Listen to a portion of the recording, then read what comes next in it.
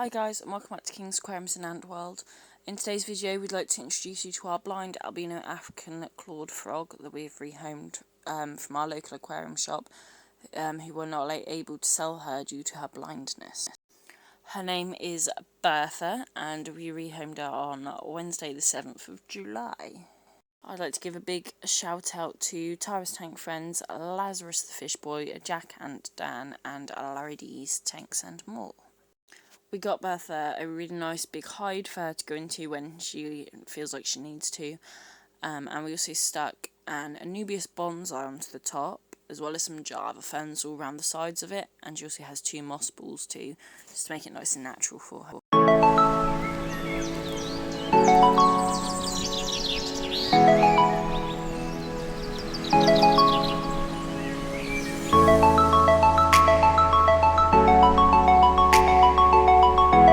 There's also some alpha grog for beneficial bacteria growth and a nice stone on top of the hide because she kept moving the hide around the tank and the stone weighs it down nicely so she can't do that. And you can see she's also got a nice sponge filter that gives her a nice gentle water movement. We drip acclimated Bertha for 30 minutes to enable her to get used to obviously the water parameters and the temperature of the water and everything in her new tank that she's going into. And here you can just see her being acclimated, the little pipe dripping the water into the bag that she came in.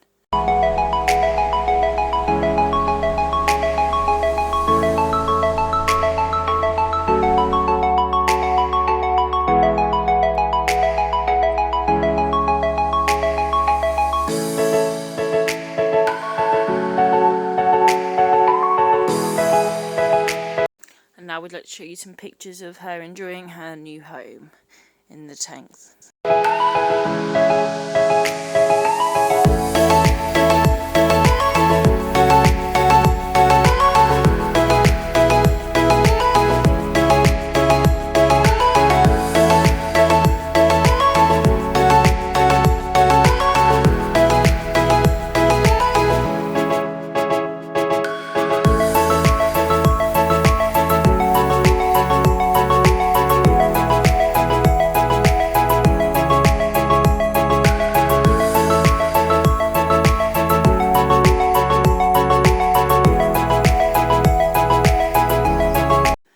Now you can watch her have her first feeding. She had some frozen bloodworm, and we'll give you some information on African clawed frogs.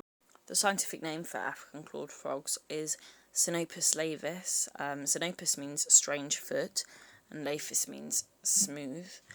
They're named after there's 3 short claws on each of their hind feet, which they use to tear all their food apart, and obviously they're smooth frogs. Their front limbs, they've got fingers which are not webbed, and they use this to push their foods into their mouths, and it just looks really cute when they do that.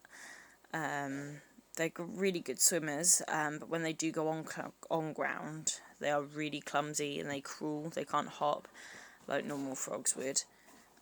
They're usually greenish grey in colour, or like with brown like blotches and that on their back, with an off-white sort of belly that can appear to be yellow in colour. And these frogs can also change appearance to match their backgrounds, so they can become like darker or lighter or more mottled, just to blend in. They don't blink or anything. They have a transparent cover that protects their eyes, so they don't have eyelids. And they do not have tongues, and males do not have vocal cords. But to attract a female, they contract their muscles rapidly in their throats, and it makes a clicking sound. And females who do have vocal cords can make like a rapping sound to accept them, or a slow ticking sound when they want to reject them. Males typically weigh around 2 ounces and are 2 to 2.5 inches long, whereas females weigh up to 7 ounces and are 4 to 4.5 inches long, so females are bigger.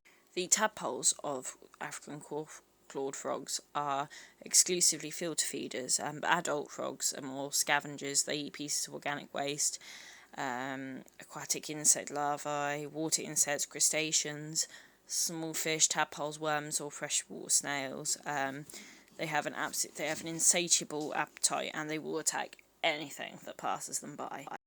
They usually live in stagnant water, and if their ponds dry up, they will burrow into the mud and can lay dormant for up to a year, which is quite cool.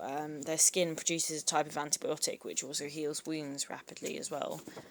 They usually mate at night in stagnant water for 3 to 4 hours. The female will lay between 500 to 2,000 eggs.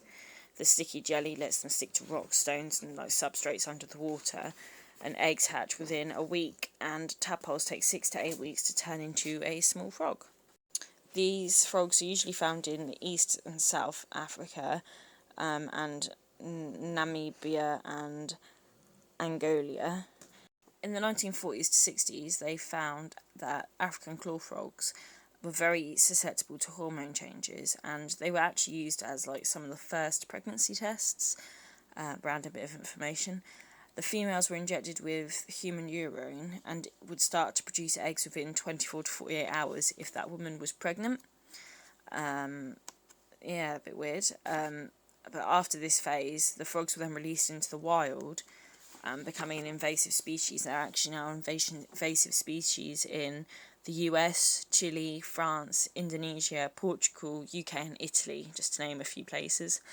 And they usually prefer warm, stagnant pools and thrive at temperatures of 15 to 26 degrees Celsius, but they are very adaptive. They adapt very easily to new surroundings and everything. They've thrived in all these other countries that are now invasive species in, because the hospitals just released them after they were no longer needed.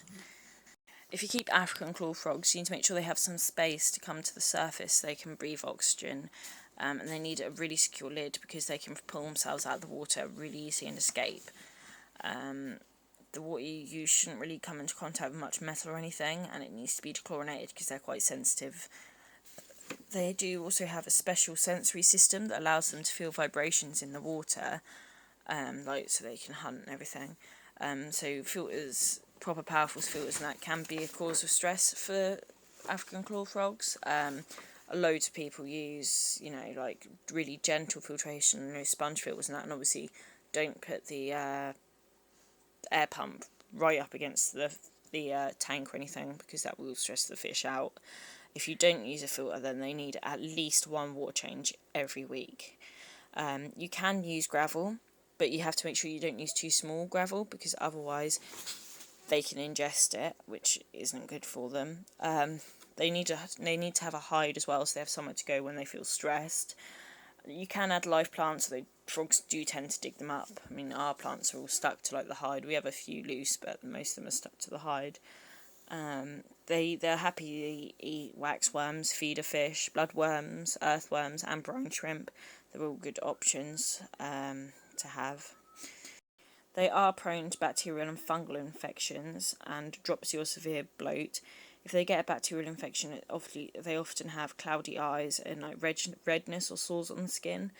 Fungal infections include white growths and also look like cotton on the skin with discoloured eyes.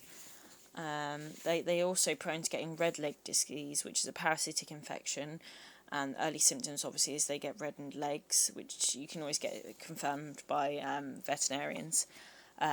These frogs can live for up to 20 to 30 years as well, so if you do get them, you'll have them for a nice long time.